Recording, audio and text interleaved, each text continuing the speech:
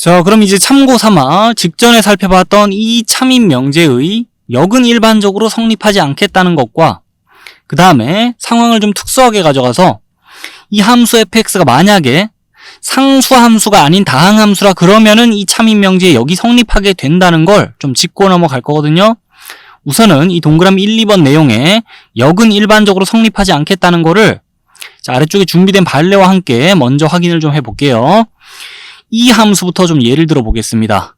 자, 이 상수함수 fx 미분하면은 도함수가 f'x 는 0이라고 계산되죠. 그 상황에서 이 실수 전체의 집합에서 미분 가능한 함수에 대해 이 함수가 실수 전체 집합에서 증가하는 함수인지 감소하는 함수인지 좀 따져볼게요. 자, 봅시다. 임의의 두 실수 x1, x2에 대해 생각해 볼 때 이 함수는 x값 증가할 때 y값 증가한다는 논리가 성립하는 함수입니까? 그렇지 않죠. x값 증가할 때 y의 값은 일정하게 값이 유지가 되죠. 그래서 이 함수는 실수 전체 집합에서 증가한다고 할 수 없어요. 자, 이 함수 실수 전체 집합에서 증가하는 함수가 아니에요. 그러면 이 함수는 실수 전체 집합에서 감소하는 함수입니까? x값 증가할 때 y값은 감소한다라고 볼 수가 없죠. 자, 그래서 이 함수는 실수 전체 집합에서 감소하는 함수도 아닙니다. 그러면 볼게요. 이 함수 실수 전체 집합에서 미분 가능한 함수죠. 그리고 그 실수 전체 집합이란 구간의 모든 x에 대하여 f'x의 값이 0 이상이다라고 볼 수 있죠. f'x의 값이 모든 실수 x에 대하여 0이니까. 그런데 자, 그 실수 전체 집합이란 구간에서 이 함수 fx 증가합니까? 아니잖아요. 그러니까 이 동그라미 1번 내용의 역은 성립하지 않겠다는 거를 이 함수를 발레로 들면서 생각해 볼 수 있는 거예요. 자, 그리고 나서 이 동그라미 2번 내용의 역도 생각을 해볼게요. 이 함수 fx 실수 전체 집합에서 미분 가능한 함수인데 그 실수 전체 집합에 속하는 모든 x에 대하여 이번엔 f'x의 값이 또 0 이하다고도 할 수 있는데 그런데 그 실수 전체 집합에서 이 함수가 감소하지 않잖아요. 그래서 이 동그라미 2번 내용의 역 역시나 성립하지 않겠다라는 거를 이 함수를 또 발레로 들면서 생각해 볼 수 있는 겁니다. 그래서 이 예시와 함께 이 공부했던 참인 명제의 역이 일반적으로 성립하지 않는구나라고 정리해두면 되고 그 다음에 이 함수가 예로 또 띄워져 있으니까 한번 볼게요. 이 함수 gx는 구간에 따라 함수가 다르게 정의되어 있고 이 수식 보면서 y인 gx라는 함수의 그래프를 그리면은 이렇게 그려지거든요. 자, 그러면서 이 함수는 결론적으로 실수 전체 집합에서 미분 가능한 함수예요. 자, 이 구간에 따라 함수가 다르게 정의되고 있는데 그 구간의 경계 지점인 x는 0, x는 2에서도 이 함수는 생각해보면 좌미분계수, 우미분계수 다 존재하고 그 값이 똑같이 나와가지고 x는 0, x는 2라는 이 구간의 경계 지점 포함 실수 전체 집합에서 이 함수는 미분 가능한 함수예요. 그 상황에서 g'x의 값을 생각해 볼게요. 자, g'x의 값은 때로는 양수일 때도 있고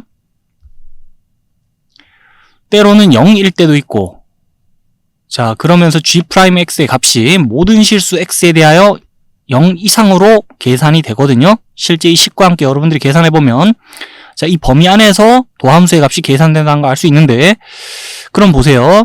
이 함수는 실수 전체 집합에서 미분 가능한 함수고 그 실수 전체 집합의 모든 x에 대하여 도함수의 값이 0 이상입니다. 근데 그 실수 전체 집합에서 이 함수가 증가합니까? 라고 물어보면 또 임의의 실수 x1, x2에 대해서 생각해 볼 때 자, 언제나 x값 증가할 때 y값 증가한다고 볼 수 있나요? 그렇지가 않죠. 보고 있는 이 구간에서 문제가 생기면서 이 함수는 실수 전체 집합에서 증가하는 함수가 아닙니다. 함수 gx는 어떤 열린 구간에서 미분 가능해요. 예를 들어 실수 전체 집합이란 구간에서 그리고 그 실수 전체 집합이란 구간 안에서 모든 x에 대하여 도함수의 값이 항상 0 이상인데 그런데도 그 구간에서 이 함수가 증가하지 않는 걸 보면서 또다시 이 사실의 역은 성립하지 않는구나라는 걸 생각해 볼 수 있고, 자, 우리 또 다른 발레를 보고 있는 겁니다, 지금. 위의 사실에 역이 성립하지 않는다는 거에 또 다른 발레를. 그래서 이런 식으로 상수함수 또는 구간별로 함수가 정의되어 있는데 그 구간의 일부가 상수로서 정의된 함수 같은 걸 발레로 들면서 자, 일반적으로 위의 역은 성립하지 않겠다는 걸 정리해 볼 수 있어요. 참고 삼아 짤막하게 얘기하려고 그랬는데 생각보다 상세히 얘기하는 바람에 시간이 좀 많이 갔는데 그래도 얘기할 거 하나 더 있기 때문에 결론 위주로 짤막하게 얘기해 볼게요. 일반적으로 이 사실의 역은 성립하지 않습니다. 그런데 이 함수의 폭을 좀 좁혀가지고요. 우리가 가장 자주 보는 함수인 다항함수로 폭을 좀 좁히면 그 중에도 이런 상수함수를 제외한 다항함수로 폭을 좁히면요. 그러니까 함수 fx가 상수함수가 아닌 다항함수라고 가정을 하게 되면 보고 있는 이 명제에 역이 성립하게 됩니다. 특히나 그 도함수 활용 파트에서 앞으로 우리가 제일 자주 볼 함수가 3차 함수라고 볼 수 있습니다. 이 함수 fx를 3차 함수라고 가정을 해보면요.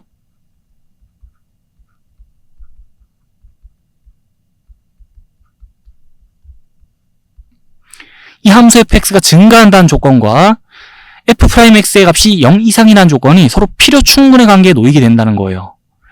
이 조건과 이 조건도 서로 필요 충분의 관계에 놓이게 된다는 거고, 그걸 더 간단히 말하자면 함수 fx가 3차 함수이면 아래에 여기 성립한다는 거예요. 그리고 함수 fx가 3차 함수일 때뿐 아니라 자, 1차 함수, 2차 함수, 4차 함수일 때도 마찬가지예요. 함수 fx가 상수함수가 아닌 다항함수이면 아래에 여기 성립합니다.